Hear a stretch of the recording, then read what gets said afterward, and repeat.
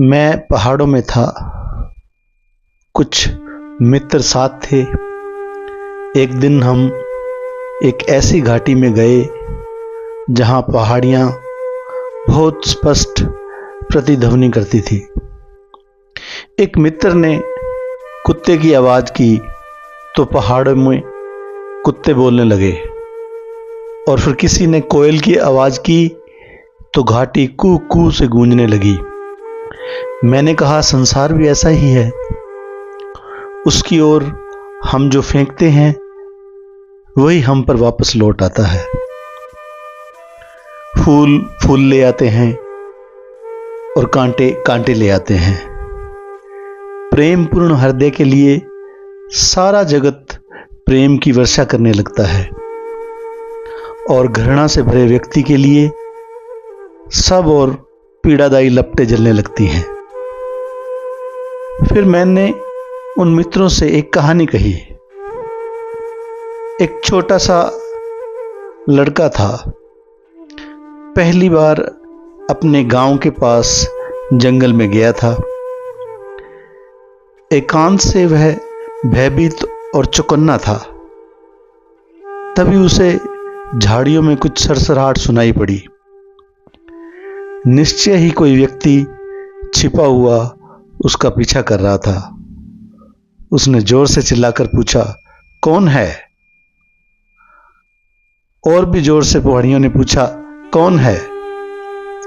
अब तो किसी के छिपे होने का उसे पूर्ण निश्चय हो गया। भयभीत तो वह वैसे भी था। उसके हाथ पैर कांपने लगे और हृदय जोर जोर से धड़कने लगा। लेकिन स्वयं को साहस देने के लिए उसने छिपे हुए आदमी से कहा, डरपोक। प्रतिध्वनि हुई, डरपोक। अंतिम बार उसने शक्ति जुटाई और चिल्लाया, मैं मार डालूंगा। पहाड़ और जंगल भी जोर से चिल्लाए, मैं मार डालूंगा। तब वह लड़का पैरों को सिर पर रखकर गांव की ओर भागा। उसके ही पैरों की प्रतिध्वनि उसे ऐसे लगती थी जैसे वह आदमी उसका पीछा कर रहा है। अब उसमें लौटकर देखने का भी साहस नहीं था। वह घर के द्वार पर जाकर गिर पड़ा और बेहोश हो गया। होश में आने पर सारी बात पता चली। सुनकर उसकी मां खूब हंसी और बोली, कल फिर वहीं जाना और मैं बताऊं वह उस रहस्यमय व्यक्ति से कहना। मैं तो उससे भली भांति परिचित हूं। वह तो बहुत ही भला है और प्यारा आदमी है।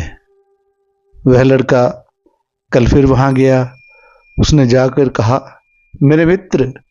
प्रतिध्वनि हुई, मेरे मित्र। इस मैत्रीपूर्ण ध्वनि ने उसे आश्वस्त किया और उसने कहा, मैं तुम्हें प्रेम करता हूं। पहाड़ों ने, जंगलों ने, सभी ने दोहराया, मैं तुम्हें प्रेम करता हूं। क्या प्रतिध्वनि की कथा ही हमारे तथाकथित जीवन की कथा नहीं है?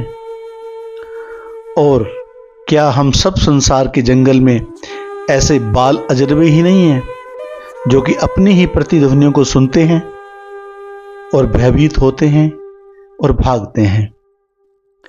क्या सच ही ऐसी स्थिति नहीं है? लेकिन स्मरण रहे कि मैं मार डालूंगा यह प्रतिध्वनि है, तो मैं तुम्हें प्रेम करता हूं यह भी प्रतिध्वनि है।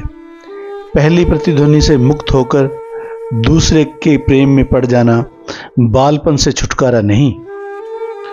कुछ पहली प्रतिध्वनि से भयभीत होते हैं, कुछ दूसरी प्रतिध्वनि से मोहग्रस्त। लेकिन बुनियादी रूप से उन दोनों में कोई भेद नहीं है। अप्रौढ़ता दोनों में ही छिपी है। जो जानता है वह दोनों भ्रमों से मुक्त होकर जीता है।